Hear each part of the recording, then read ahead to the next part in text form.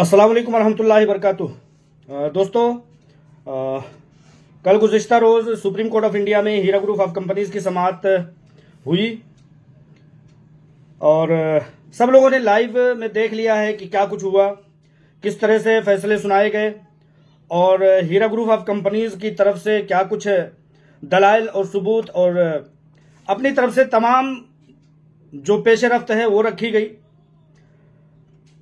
इस बात पर थोड़ी देर में बात करते हुए मैं इतना बताना चाहता हूं कि बहुत सारे लोगों के सीनों पर सांप लौट गया होगा जब उन्होंने ये देखा होगा कि अब मुतीउर रहमान अजीज की गिरफ्तारी का ऑर्डर आता है या तब मुतीउर रहमान अजीज की गिरफ्तारी का ऑर्डर आता है, लेकिन ऐसा कुछ भी नहीं हुआ।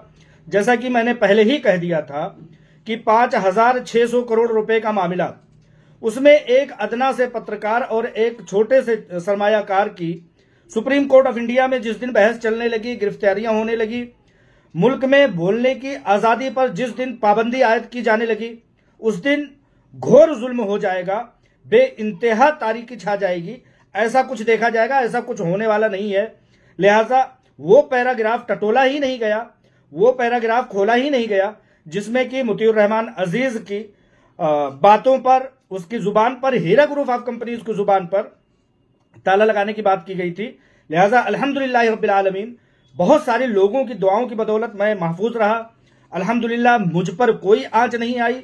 आप लोगों के साथ इत्मीनान बनकर एक अपडेट लेकर के कहीं ना कहीं से खुशी, इत्मीनान और मोटिवेशन लेकर के पहुंचने के लिए मैं अल्हम्दुलिल्लाह रब्बिल आलमीन आज़ाद हूं। और आज़ाद होना मेरा समझिए कि स्वाभाविक भी है, जायज़ भी है, क्योंकि मैंने ऐसा कोई इलीगल काम, कोई कोर्ट ऑफ कंटेम्प्ट, कोई किसी भी तरह के मानहानि का काम नहीं किया था। आज भी बज़ाहिर जो दिखाई देता है कि सुप्रीम कोर्ट ऑफ इंडिया में हीरा ग्रुप ऑफ कंपनीज के खिलाफ जो है वो ऑर्डर दिए गए, लेकिन उसका भी हम पासो लिहाज रखते हैं। सुप्रीम कोर्ट ऑफ इंडिया तो भाई सुप्रीम कोर्ट ऑफ इंडिया है, उससे बड़ा कोई इंसाफ का मंदिर हो ही नहीं सकता। लिहाजा उसकी इस जो हालिया गुज़िश्ता कल की जो ऑर्डर है उस पर भी हम लब्बैक कहते हुए कहते हैं कि इंशाअल्लाह ताला जो सबसे बड़ी अदालत है अल्लाह रब्बुल आलमीन, उसके यहाँ कुछ ना कुछ मुकद्दर होगा और कहीं ना कहीं से इंसाफ आएगा। अगर हीरा ग्रुप ऑफ कंपनीज लाखा करोड़ा साजिशों के बावजूद आज खड़ी है, लड़ रही है, कायम है और पे दर पे उसके खिलाफ पिटीशन दायर करनी पड़ रही है, तो कहीं ना कहीं हीरा ग्रुप ऑफ कंपनीज की हक्कानियत एक इशारा देती है कि इंशाअल्लाह ताला वो एक रोशनी भी बहुत जल्द या कभी ना कभी आएगी, अनकरीब आएगी। और जो लोग डिपार्टमेंट में गए हैं, जो लोगों ने कोर्ट कचहरियों का रास्ता अख्तियार किया है, उनको भी देख लेते हैं। जैसा कि अभी तक देखा यह गया है कि 1 रुपये, 1 चवन्नी और 1 अठन्नी रुपये किसी को भी अभी तक मैसर नहीं हुआ है, और अभी कब उनको मैसर होगा किसी को इल्म नहीं है। नादान, कम समझ लोग ये समझते हैं कि ये डिपार्टमेंट, ये तमाम तरह की एजेंसियां ये उनके लिए काम कर रही हैं। ये आपके लिए नहीं काम कर रही। आप चंद 1 रुपए की कोई किसी को नहीं देते हो। सरकारें एजेंसियों को खड़ा करती हैं, उनको ताकत देती हैं, उनके जरिए से अपने काम करवाती हैं। ये एजेंसियां अपनी अपनी सरकारों के लिए काम कर रही हैं। ये पैसे कब आप लोगों तक पहुंचेंगे इन 8 सालों में आप लोगों को अंदाजा हो गया होगा। लिहाजा इस बात से कोई भी दुखी ना हो और कोई भी खुश ना हो कि जो एजेंसी में गया है वो माला माल और जो एजेंसी में नहीं गया है वो कंगाल। लिहाजा यहां पर यह समझ लीजिए कि जो एजेंसियां हैं वो हुकूमतों के लिए काम कर रही हैं, हुकूमतों के लिए कलेक्शन कर रही हैं, हुकूमतों के रेवेन्यू को बढ़ाने के लिए काम कर रही हैं। ये आप 2, 4, 10 साल, 20 साल आप ये समझ लीजिए कि सहारा का मैं बारहा मिसाल देता रहता हूं और ये बताता रहता हूं कि उसके मामलात अभी कहां तक पहुंचे। तो अभी तक सहारा का मामला शुरू हुए 25 साल गुजर गए, लेकिन अभी किसी को 1 रुपये नहीं मिले हैं। जैसा कि मैंने 12 कहा इस बात को कि 12,000 करोड़ रुपए अब 22,000 करोड़ रुपए सूद ब्याज बढ़ करके हो चुके हैं, लेकिन किसी को 1 रुपये मैसर नहीं हुए हैं। लिहाजा यहां पर कोई इतना ज्यादा गम ना खाए, कोई इतना ज्यादा खुशी ना मनाए कि हीरा ग्रुप ऑफ कंपनीज को निस्तनाबूद कर देंगे, एजेंसियों के हाथों में पैसे चले जाएंगे तो लोग जो क्लेमेंट किए हुए हैं, FIR किए हुए हैं, वो माला माल हो जाएंगे। आप लोग इस 8 साल को मद्देनजर रख करके देख सकते हैं कि जो है बहुत सारे लाइनों ने यह वादा किया था कि 300 रुपए जो है 3 दिन के अंदर अंदर आपको पैसे मिल जाएंगे। आज 8 साल गुजर चुके हैं, किसी को 1 रुपये नहीं मिले हैं और आइंदा कितने दिनों तक ये मामलात चलने वाले हैं, जो कि एजेंसियों में गए हैं उनके मामलात कह रहा हूं। हीरा ग्रुप ऑफ कंपनीज के प्लेटफार्म पर जो लोग हैं उनके लिए सिर्फ इतना है कि एक राहत मैसर हो, आपको पैसे मिल जाएंगे। लेकिन मैं कहता हूं कि एजेंसियों में जाने वालों के मामलात अभी शुरू ही नहीं हुए हैं। पटिशन दर पटिशन अभी एजेंसियां दाखिल कर रही हैं ना। कल को हीरा ग्रुप ऑफ कंपनीज भी पटिशन दर पटिशन दायर कर सकती है और करेगी, क्योंकि किसी के साथ ना इंसाफी ना हो। हीरा ग्रुप ऑफ कंपनीज ने इस बात का बीड़ा उठाया हुआ है। आलमा डॉक्टर नोहरा शेख साहिबा ने जब 24 अक्टूबर को एजेंसियों ने उनको बुलाया और उन्होंने इनकार कर दिया कि मैं किसी भी तरह से दस्तखत नहीं करूंगी, उस वक्त आलमा डॉक्टर नोहरा शेख साहिबा ने यह कहा था कि अल्लाह रब्बुल आलमीन जब मुझसे ये सवाल पूछेगा कि लोगों की अमानतों को बचाने के लिए आपने कितना कोशिशें की, तो मेरे पास कम से कम यह सबूत होगा कि मैंने पूरी कोशिश की। और कल आप लोगों ने देख लिया कि सुप्रीम कोर्ट ऑफ इंडिया में किस तरह के अल्फाज का इस्तेमाल किया जा रहा था।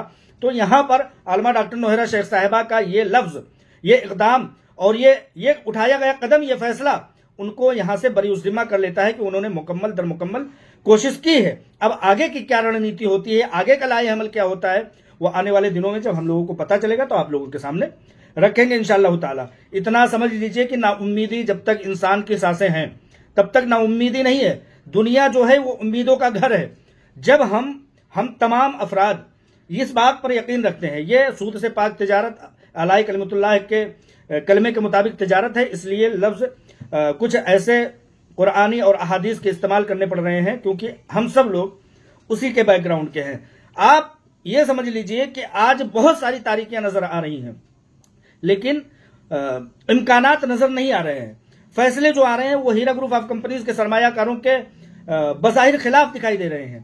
तारीकी नजर आ रही है, कहीं ना कहीं मुखालिफ सिमत हवाएं चलती हुई दिखाई दे रही हैं। लेकिन आप याद कीजिए उस तारीकी को जब हम जिंदा थे, जिंदगी हमारे अंदर थी, लेकिन 3 तह के अंदर हम थे। उस चीज को अल्लाह तबारक व तआला फरमाता है कि तारीकियों में जब आप थे तो आपको वहां पर ग़िज़ाएं और आपकी जिंदगी महफूज रखी गई। कुरान में है, उसका तर्जुमा कुछ इस तरह से है कि वो आपको आपकी माओं के रहमों में पैदा करता है, तख्लीक पर तख्लीक करता है 3 तारीकियों में यही आपका रब अल्लाह है, उसी की बादशाही है, उसके सिवा कोई माबूद नहीं है, फिर तुम उससे कैसे फिरे जाते हो। लिहाजा जब हमारे अंदर जिंदगी थी, इसी जिंदगी में, कोई दूसरी जिंदगी मरने के बाद वाली जिंदगी की बात मैं नहीं कर रहा हूं, इसी जिंदगी में जब हम 3 तारीकियों के अंदर थे। 3 तारीकी वो बताते हैं, उलमा बताते हैं कि मां के पेट के अंदर और पट्ठों के अंदर 3 तरह की जिल्दें होती हैं, उसको 3 तारीके कहा गया है। रहमे मादर को कहा गया है, अम्यूनेटिक कपड़े जिसको कि झिल्ली कहते हैं, उसको, इस तरह के 3 कपड़े बताए गए हैं। तो उस 3 तारीके के अंदर जब अल्लाह तबारक व तआला ने हमारे लिए उम्मीदें जगाई, हमें उस तारीके से ले आकर के जो है दुनिया के चकाचौंध और इस रोशनी में पहुंचाया, तो इंशाअल्लाह ताला अलाई कलिमतुल्लाह के मानने वालों के लिए ये चीज मिसाल बहुत बड़ी है कि उस माँ के पेट की तारीकी से ये तारीकी तो बहुत रोशन है। इंशाअल्लाह ताला इसी तरह से अपने उम्मीदों को रोशन रखिए। अगर कुछ हुआ तो बहुत बेहतर, अगर कुछ नहीं हुआ तो आपको ईमान और अकीदे की बदौलत इंशाअल्लाह ताला अल्लाह तबारक व तआला जज़ाए खैर तो जरूर देगा। वो सब्र करने वाले उन मुनाफिकों से बहुत बेहतर हैं जिन लोगों ने अपने वादे के खिलाफ किया, उस वादे की तरह खिलाफ वर्जी की कि जब मूसा अलैहिस्सलाम को अल्लाह तबारक व तआला ने यह कहा कि अब आपको जंग लड़ना है, तो उन लोगों ने कहा तुम और तुम्हारे रब जाओ, तुम लड़ लो, और जब तुम जीत जाना, तुम फतेह पा जाना, तो हमें बुला लेना। ये उसी तरह के हो रहे हैं कि वो मुनाफिक जो दस्तखत करते हैं और ये कहते हैं कि नफे में नफा हुआ तो नफा, नुकसान हुआ तो नुकसान, हर तरह के नफा और नुकसान के मामलात में हम शरीक रहेंगे, लेकिन आगे आकर के उसी तरह से बनु इसराइलियों की तरह से मुकर जाते हैं जो कहते हैं जाओ तुम और तुम्हारे रब लड़ लो, जब जीत जाना तो हमें बुला लेना। तो ये उसी तरह से हैं। आप लोगों को, जिन लोगों ने अपनी नीयतें, अपनी तमाम तर समझिए कि तकलीफों और अपनी तमाम तर मजबूरियों के बावजूद भी आज भी इस बात पर कायम है, इंशाअल्लाह ताला अल्लाह तबारक व तआला उनको अजर अजीम से तो जरूर नवाजेगा। आप ये भी देखिए कि अभी गुज़िश्ता दिनों कितनी बड़ी बड़ी मोहलिक बीमारियां आई, बहुत सारे लोग इस वबा में फौत हो गए। आज उनके हाथों में क्या बचा है? कुछ नहीं। उनके बच्चों के हाथों से वालिदैन के साए छिन गए हैं, कितने लोगों के बच्चे छिन गए। अल्हम्दुलिल्लाह हमारे ये पैसे हैं जो अभी फिलहाल कहीं ना कहीं तारीकी में नजर आ रहे हैं, उस तारीकी से निकल करके अल्लाह रब्बुल आलमीन उस तारीकी की तरह से जो 3 झिल्लियों, 3 पर्दों, 3 ओटों के दरमियान से हम लोगों को रोशनी में लाता है। तो इंशाअल्लाह ताला हम लोगों को इस बात की उम्मीद रखनी चाहिए कि उसी तरह से कोई ना कोई उम्मीद की किरण जलेगी और आलमा डॉक्टर नौहरा शेख साहिबा कोशिश करेंगी। अब आगे की अपडेट और लाहे अमल क्या होगा, लोग पूछ रहे थे कि आपकी अपडेट आ जाती थी इसलिए अभी तक नहीं आई। मैं दरअसल बहुत खुश था इस बात को लेकर के कि जिस तरह से बहुत सारे लोग ये कोशिश कर रहे थे कि इसकी गिरफ्तारी हो जाए, हीरा ग्रुप ऑफ कंपनीज की बोलने वाली एक आवाज को, एक जुबान को, उसको भी काट दिया जाए, बंद कर दिया जाए, उस बात को लेकर के मैं बहुत मुतमईन था।